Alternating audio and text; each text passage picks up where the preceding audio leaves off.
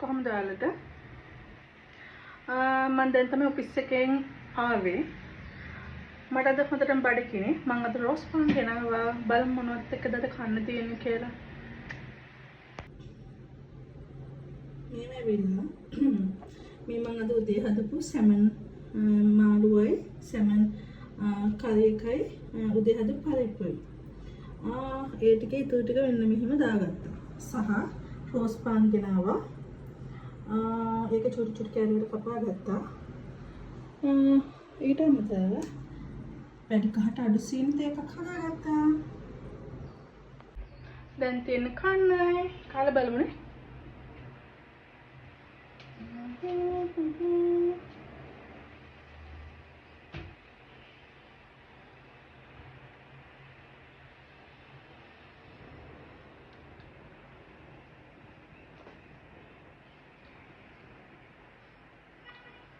මෙහෙමයි.